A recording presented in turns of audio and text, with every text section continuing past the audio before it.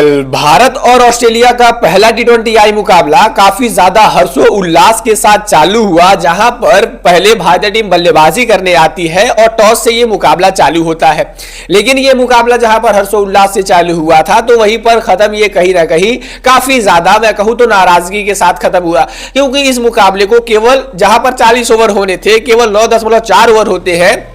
ना ही कुछ मैच का रिजल्ट आता है और ना ही कुछ होता है। जो भारतीय फैंस इंतजार में थे कि यार हमें रोहित शर्मा और शुभमन गिल की बड़ी पारी देखने को मिलेगी, और जो कि अभी लोडिंग हो रही थी, ये दोनों लोग अभी तो रडार में आए थे, लेकिन कहीं ना कहीं बारिश के कारण सारी चीजें जो है वो सारी चीजें धुल गई और सारी चीजें जो है वो रद्द हो गई। सबसे पहले अगर बातें की जाए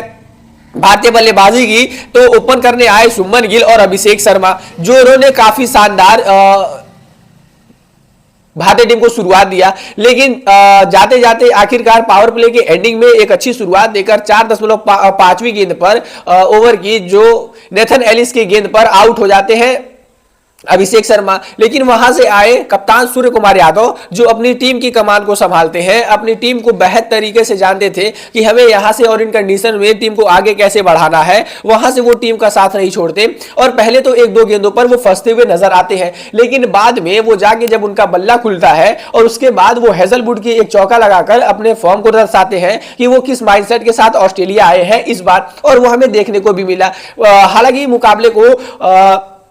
5वें ओवर के बाद बारिश के कारण रोक दिया गया और 5वें ओवर में ही जब बारिश आती है तो तकरीबन 35 मिनट तक, 35 से 40 मिनट तक ये मुकाबला रोका जाता है। आईसीसी के नियम को उल्लंघन किया गया और यहां पर ऑस्ट्रेलियाई जो मैनेजमेंट थी, ऑस्ट्रेलियाई जो वहां पर जो मैच करा रही थी बोर्ड थी, कहीं ना कहीं ये काफी ज्यादा गलत उन्होंने किया, क्योंकि आईसीसी के नियम कहता है कि अगर मुकाबले में 1 घंटे के बाद देरी हो तो आप ओवर्स को कट ऑफ करोगे, और ऐसे तौर पर जब आपके ओवर में सिर्फ 35 से 40 मिनट की कट ऑफ हुई है, यानी अभी भी 20 मिनट शेष बचे हुए हैं, तो ऐसे तौर पर आपको ओवर्स काटने की कोई जरूरत ही नहीं है। लेकिन यहां पर ऑस्ट्रेलियन क्रिकेट बोर्ड क्योंकि यह समझ चुका था कि अगर इसी तरीके से मुकाबला चलता रहा और ओवर्स कट ऑफ नहीं हुआ तो कहीं ना कहीं जो भारतीय टीम है वो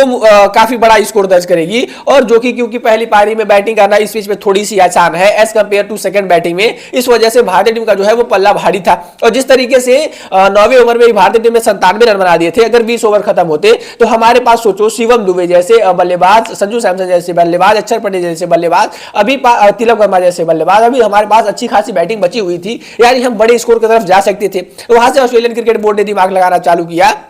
और जब 5वें ओवर के बाद मुकाबला चालू होता है उसके बाद सूर्य कुमार यादव ने अच्छी खासी बल्लेबाजी कर दिखाई, और जाते जाते जब 9वें ओवर में 2 चौका ऑलरेडी लगा चुके थे, लेकिन वहां पर जब एक बार फिर से बारिश आती है 9.4 ओवर की गेम के बाद, और इसके बाद जब मुकाबला रुकता है फिर मुकाबला कभी शुरू ही नहीं होता, यानी वो मुकाबला बारिश के कारण ही धुल जाता है। हालांकि आप सोचो कहीं ना कहीं यहां पर ऑस्ट्रेलियन को हमें ट्रोल करना भी चाहिए, ऑस्ट्रेलिया मैनेजमेंट को, क्योंकि मुकाबले से और बारिश से 3 घंटे भी समय नहीं रखे गए,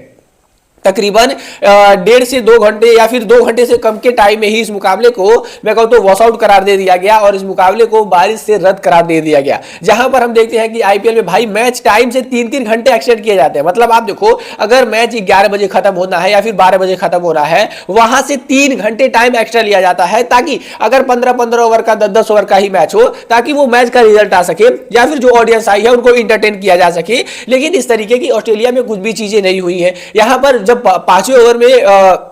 मुकाबले को रोका जाता है और जब भारतीय टीम दोबारा से बल्लेबाजी करने आती है तो 35 ओवर के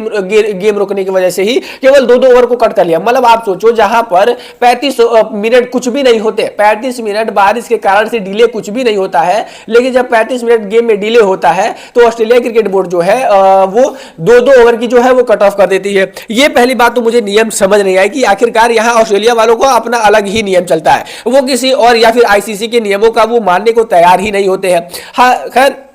जिस तरीके से भारतीय टीम ने अपने पहले मुकाबले में ही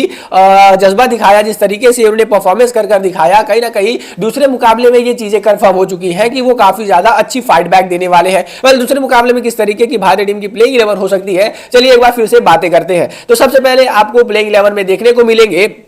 शुभमन गिल और साथ ही साथ अभिषेक शर्मा। तीसरे नंबर पर मैंने क्योंकि कहा था कि अभी सूर्य कुमार यादव फॉर्म तलाश रहे हैं, यानी सूर्य कुमार यादव उतने अच्छे फॉर्म में नहीं थे T20I इंटरनेशनल्स में, और जो सूर्य कुमार यादव का असली हमने पोटेंशियल देखा है वो नंबर 3 पर ही देखा है। तो ऐसे तौर पर वो अपने आप को नंबर 3 पर प्रमोट करना चाहेंगे, चाहे विकेट कोई भी गिरे, और हमने देखा भी नंबर 3 पर वो आए, एक बार फिर से वो आएंगे। नंबर 4 पर तिलक वर्मा, नंबर 5 पर संजू सैमसन, नंबर 6 पर अब आपको देखने को मिल जाएंगे शिवम दुबे, और नंबर 7 पर क्योंकि यहां पर अब आपको टीम में नीतीश कुमार रेड्डी की कमी खलेगी क्योंकि वो रूल्ड आउट हो चुके हैं अगले 3 मुकाबलों के लिए। तो ऐसे तौर पर 7वें नंबर पर अब आपको अक्षर पटेल देखने को मिलेंगे, और 8वें नंबर पर टीम इंडिया के ब्रांड न्यू बल्लेबाज और खतरनाक ऑलराउंडर खिलाड़ी हर्षित राणा देखने को मिलेंगे। हर्षित राणा के बारे में नो कमेंट्स, क्योंकि वो अब टीम इंडिया के कैप्टन के बाद, सुमन गिल के बाद अब ऐसे खिलाड़ी बन चुके हैं कि वो तीनों फॉर्मेट आपको रेगुलरली खेलते हुए दिखेंगे, जब तक कम से कम गौती भाई यानी गौतम गंभीर है। तो 8वें नंबर पर ये देखने को मिल जाएंगे। 9वें नंबर पर आपको Kuldeep Yadav as a pure spinner देखने को मिल जाएंगे। 10वें नंबर पर जसप्रीत बुमराह, और 11वें नंबर पर अब आपको एक और पेसर देखने को मिल जाएंगे। मतलब ये है कुल भारतीय टीम की प्लेइंग 11, लेकिन कहीं ना कहीं इस टीम में हर्षदीप सिंह की जगह नहीं बनती, जितनी जगह जितनी इंपॉर्टेंस यहां पर आप देखो दी जा रही है हर्षित राणा को। हर्षदीप सिंह कुछ नहीं है भाई, मुझे भी लगता है कि एक नॉर्मल सा फास्ट गेंदबाज है जिसने सबसे ज्यादा T20I में विकेट लिए हैं, जो अभी टीम इंडिया के लिए सबसे ज्यादा T20I में बेस्ट बॉलिंग कर रहा है। भाई कुछ नहीं है, हर्षित राणा तो इतनी बल्लेबाजी से भी मदद कर देगा, ये चीजें जो है वो क्लियर हो चुकी है।